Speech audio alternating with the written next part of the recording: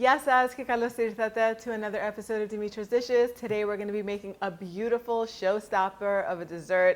I'm going to teach you how to make my version of a chocolate raspberry tart. It's going to be beautiful and elegant, and if you want to serve something for date night or a special occasion, this is it. Let's get started. Okay, so we're going to begin by making the crust for this. This is going to be a pistachio shortbread. Half of it I'm going to add cocoa powder to it for the tart, and the rest I'll just make pistachio shortbread cookies later on. Just go ahead and take about 1.5 cups of pistachios that have been peeled. I like to buy mine already peeled. They come salted from the market because I don't have time to peel pistachios, you guys. But if you can find them unsalted, they'll be fresher and even better. Just go ahead and finely chop them using a food processor and set them aside. In a mixer that's fitted with the paddle attachment, go ahead and add 3/4 pound of unsalted butter that's nice and soft and at room temperature, 3/4 cup of granulated sugar, half a cup of confectioner sugar, and 2 teaspoons of pure vanilla extract. Start that off on a slow speed and then increase the speed to high and mix this up until it's nice and fluffy. You can scrape down the sides of the bowl with a spatula every now and then so that way everything incorporates evenly.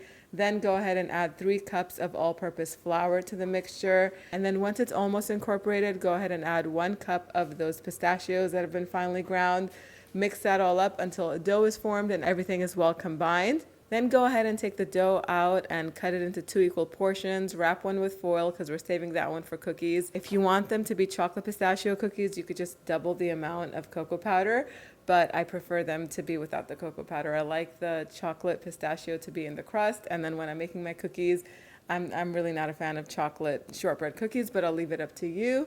So go ahead and put the dough back into the mixer, the other portion, and add 1/3 cup of cocoa powder. I prefer to use Dutch processed cocoa. It has a deeper color and a deeper taste. Just go ahead and mix that all up until it's all incorporated and then take it out. And I'm using a 9-inch round tart pan with a removable bottom. Just go ahead and press that dough evenly into the pan.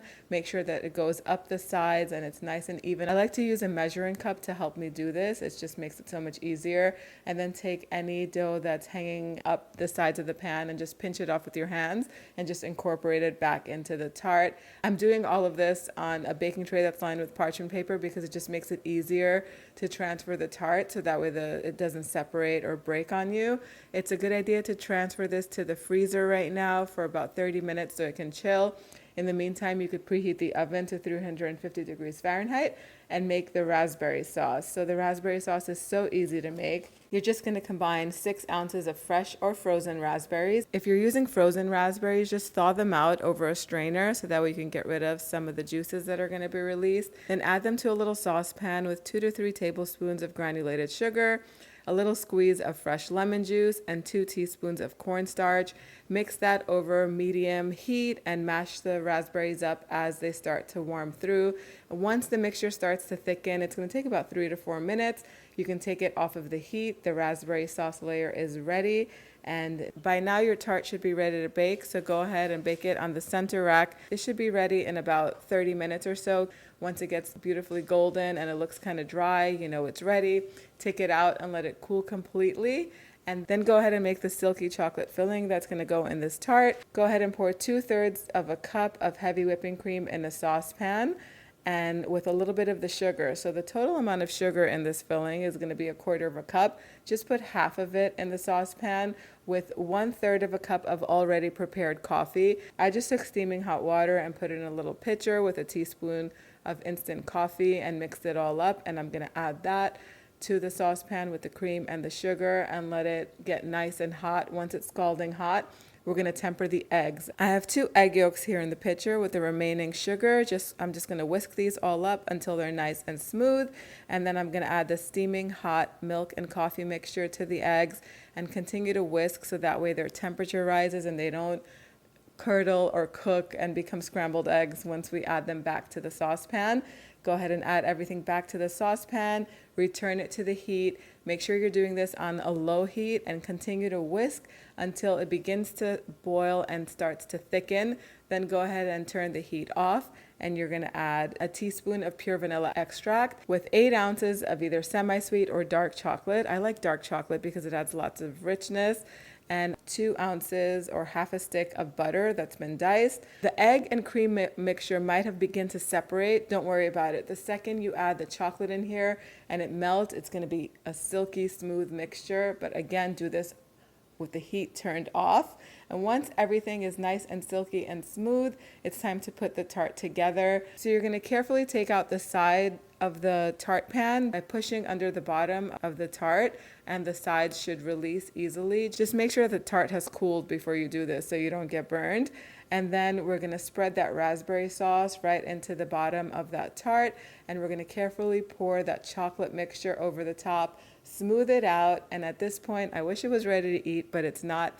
It has to chill for about 2 hours in the refrigerator until that filling sets, and then once it sets, go ahead and carefully take out that bottom part of the pan, that metal. You could do this using a knife and a spatula. And it's best to do this once the tart comes a little bit to room temperature, because when it's cold, everything kind of sticks to the pan. It's easier to do it when it's warmed up a little bit. And then we're going to decorate the top with some fresh raspberries. I just like to load the top up with raspberries, and then the remaining chopped up pistachios are just going to get sprinkled in between the raspberries. And look at how beautiful this is. This is ready to serve. So the tart is ready, and just look at how gorgeous it is.